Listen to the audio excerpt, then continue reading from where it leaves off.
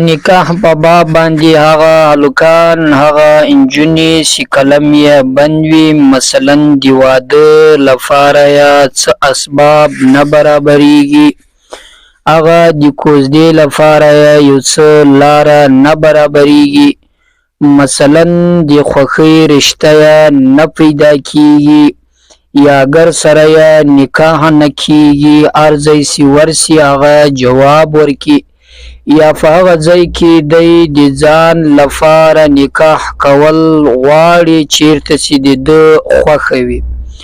نو نن زه یوه وظیفه درښیم، په هغه وظیفه عمل وکئ. انشاءالله الله تعالی مهربانه ده، د چا چې قلم بند وي، د کم هلک د کم نجلۍ ضرور به الله تعالی د دې وظیفې په برکت سره هغه قلم خلاصوي. که چیرې د چا خوښه وي یو ځای رشته چې هلته نکاح وکړي، که نجلۍ وي که هلک وي، خو هلته د دې د مرضي نه پیدا کیږي. مثلا یا داسې حالت وي هغو نه وي خوښه نه ورکوي، یا د ده مور و پلار نه وي خوښه هغه یې نه ورته کوي، یو مشکل وي په مابینځ کې، یا د پیسو له وجې مشکل وي چې پرې څو روپو باندې سره ولاړ وي، ځکه چې په دوستي کې دغه کیسې اکثره وخت نن په پښتنو کې ډېرې شته.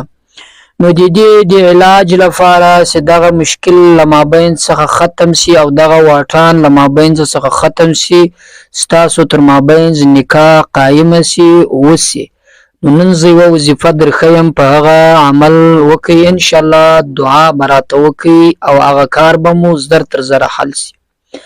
خو تر دې مخکې دوستانو چې هر ځای یاست زموږ دغه ویډیوګانې ګورئ، زموږ دغه وظایف یې اورئ، الله تعالی مو په ځواني کې برکت واچوه، الله تعالی مو ډېر عمر درکړي، الله تعالی مې له هر شر او غضب او له ذلت او له فقر او له مسکنت او له خوارۍ څخه په خپل فضل او امن و امان کې وساته، او الله تعالی مو تل ژوندي راته لره. دوستانو یوه هیله در څخه کوو، هغه دا ده چې له موږ سره په دې چینل کې ضرور ملګري شئ او سبسکرایب یې کړئ، ځئ مه بلې خواته، او بل دغه هیله د سره لرو چې له نورو دوستانو سره هم ضرور شریکه کړئ، تر څو نور مسلمانان هم له دې څخه ګټه واخلي. شاید هغه هم له داسې مشکل سره مخ وي، خو داسې وظیفه داسې اسباب نه ورته برابریږي چې هغه د دې مشکل دفع وکړي، نو ته دغه له هغه سره ضرور شریکه کړه. نو دوستانو ګوري هغه یو داسې وظیفه ده، دا وظیفه که څه هم اسانه ده خو شرایط یې لږ سخت دي. نن ګوري که چیرې د چا رشته نه برابریږي، د مرضي نکاح، یو عمل یې دا هم وي چې دی په لمانځه کې ډېره سستي کوي. کله چې یو څوک الله تعالی په اوامرو کې ډېره سستي کمزوري کوي، هغه هم بیا د زړه مراد الله تعالی نه ورپوره کوي. ولې؟ ځکه چې الله تعالی جل جلاله فرمایي چې ته زما پر اوامرو زما پر لاره باندې نه ځې، نو ته چې له ما څخه څه غواړې هغه خو زه تا ته نه درکوم. نو که چیرې یو سړی د الله تعالی پر اوامرو باندې روان وي او هغه 5 وخت لمونځ په مکمل ډول پابندي سره کوي، نو بیا چې انسان الله تعالی څخه هر څه وغواړي ضرور به الله تعالی ورکوي، ځکه چې الله تعالی ډېر مهربانه ذات ده. نو راځئ چې دوستانو دا وظیفه داسې ده، له سهاره به شروع کوئ. کله چې د سهار لمونځ وکړې، له سهار لمانځه وروسته که په مسجد کې که په کور کې، زنانه خو معلومې دي چې په کور یې، له هغه وروسته به 2 واره درود ابراهیمي ووایه چې اللهم صل اللهم بارک ده، په مابینځ کې به 100 وارې قل والله شریفه ووایه، قل والله شریفه به 100 واره ووایه، په پای کې بیا درود شریف ووایه، یعنی په سر کې 2 واره درود ابراهیمي، بیا وروسته 100 واره قل والله شریفه، بیا په پای کې وروسته بیا 2 واره درود ابراهیمي. داسې د کله خلاص کو الله تعالی ته به لاس پورته کې او دعا به وکړې چې یا الله په پلانکي ځای کې د ما رشته خوښه ده، رب تې سره برابره کې، ځکه زموږ تر اوس خو بهار د زموږ په وس باندې نه کېږي، ته د زړو مالک کې د زړونه سره پیوند کې چې دا رشته قایمه شي. وروسته کله چې مې د سهار لمونځ وکړئ، له سهار له لمانځه وروسته چې د ماپښین وخت راغی، د ماپښین له لمانځه وروسته به بیا دوواره درود ابراهیمی ووایه. له درود ابراهیمی وروسته به الله لا اله الا هو الحي القيوم ورته ګورې زه ټوله درښیم. آیت کرسی شریفه به شل واره ووایه، شل واره آیت کرسی شریفه. آیت کرسی شریفه دا ده الله لا اله الا هو الحي القيوم لا تأخذه سنة ولا نوم له ما في السماوات وما في الأرض من ذا الذي يشفع عنده إلا بإذنه يعلم ما بين أيديهم وما خلفهم ولا يحيطون بشيء من علمه إلا بما شاء وسع كرسيه السماوات والأرض ولا يؤوده حفظهما وهو العلي العظيم. دا به تقریبا شل واره ووایې. بیا به په پای کې 2 واره درود شریف ووایه. کله چې له دې عمل څخه فارغ شوې بیا به الله تعالی ته لاس پورته کړي، هغه شانتې دعا به وکړي. کوم څه چې د سهار له لمانځه وروسته وظیفه تا کوله دعا دې وکړه، نن به بیا هغه دعا وکړي ماپښین. وروسته چې مازدیګر وخت راشي د مازدیګر له لمانځه وروسته چې د کله لمونځ وکړي بیا به 2 واره درود ابراهیمي ووایه. له درود ابراهیمي وروسته به بیا اللهم انا لس واره ووایه. اللهم إنا نستعينك ونستغفرك ونؤمن بك ونتوكل عليك ونثني عليك الخير ونشكرك ولا نكفرك ونخلع ونترك من يفجرك. اللهم إياك نعبد ولك نصلي ونسجد وإليك نسعى ونحفد ونرجو رحمتك ونخشى عذابك إن عذابك بالكفار ملحق. دا به تقریبا لس وارې ووایه.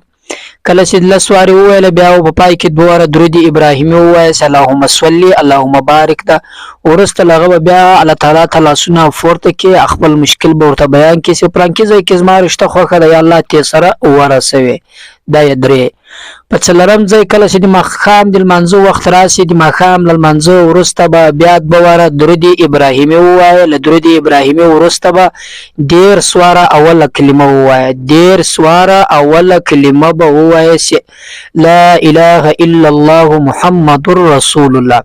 دا به 10 واره ووایه. له وروسته بیا په پای کې 2 واره درود ابراهیمي ووایه. بیا به هغه شانتې دعا وکړي الله تعالی ته کوم څه دي په دا نور المنځو کې وکړه د نکاح په باب باندې. 5م وار چې کله د ماخستن لمونځ راغی د ماخستن له لمانځه وروسته به متصل بیا 2 واره درود ابراهیمي ووایه. له درود ابراهیمي وروسته متصل به راولاړ سي دغه 2مه کلمه چې د شهادت کلمه ورته وایي دا به 50 واره ووایي. 50 واره 2مه کلمه. 2مه کلمه شهادت اشهد ان لا اله الا الله وحده لا شريك له واشهد ان محمدا عبده ورسوله.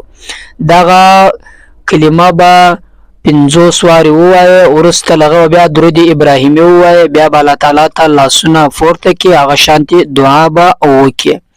نو کله چې ته په ورځ کې مکمل دغه عمل وکړي ان شاء الله یوه جمعه متصل وکړه. په یوه جمعه کې به ان شاء الله الله تعالی مهربانه ذات، الله تعالی ډېر مهربانه ده. د دې وظایفو په برکت سره او خاص یې هم په دغه نیت وکړه او دا به د عقیده وي چې یا الله دا زما عقیده ده چې دا وظیفې څخه زه فارغه سم، ته په هغه کار کې د ما مرسته کوي ځکه چې دا زما یقین دغه کار بیا کیږي. نو کله چې ستا یقین وي پر هغه وظیفه باندې هغه کار به ضرور کیږي. که یقین نو دا کار به نس کېدلی چې 1000 ورځې متصل داسې دعاګانې کوي الله تعالی نه کوي ځکه چې د انسان یقین برابر وي هغه کار کیږي. نو وروسته چې ته یو ورځ له دغه فارغه شوې دغه دعاګانې دې وکړې 2 ورځې بیا وکړه 3 ورځې بیا وکړه مسلسل یوه جمعه وکړه. له یوې جمعې وروسته به الله تعالی ستا د زړه هغه مراد در پوره کړي. که نجلۍ ده که هلک ده مثلا چې چیرې د نکاح خوښه وي هلته به ضرور د دې وظیفې په برکت سره کیږي. دوستانو کوم چیرې دا ترتیب په ذهن کې نه راغلی دغه زموږ دغه ویډیو ده یو ځای ښه پر آرام ځای کینی هلته رش و کش نه وي ښه یې واورئ ښه یې زده کړئ. مثلا یو وار یې واورئ که مې زده بیا یې واورئ بیا یې واورئ بیا یې واورئ ښه به مو سر په خلاص شي. بیا له هغه وروسته په دې وظیفه باندې عمل وکړئ. داسې نه چې تاسو یو وار واورئ او سم په ذهن کې نه ورسي هلته بیا پر وظیفه باندې کینئ بیا چې مشکل حل هم نه شي بیا نو وقاري صاحب په هغه وظیفه باندې موږ عمل وکړئ خو لیکن هغه کار مو حل نه شو. خو دا وظیفه به یار ښه زده کوئ دا ترتیب د ماسپښین لمونځ د سهار لمونځ د مازدیګر د ماخستن د ماښام چې څرنګه ترتیب ما تاسو در وښوی پر دغه ترتیب باندې به دغه وظیفه کوئ. له ترتیب باندې نه چپه کېږي.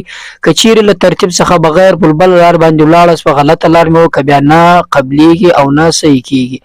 نو دوستانو خدای دې وکړي چې دا وظیفه ستاسو خوښه سوې وي او تاسو عمل ورباندې وکړئ او الله تعالی به مو دا مشکل در حل کړي او الله دې حل کړي. موږ به هم دعاوې درته کوو چې هر سړی په دې مشکل کې راګیر وي. نو موږ در څخه ولاړو تر بلې ویډیو پورې راسره اوسئ، انتظار وکړئ ان شاء الله. د الله په امان. السلام علیکم ورحمت الله.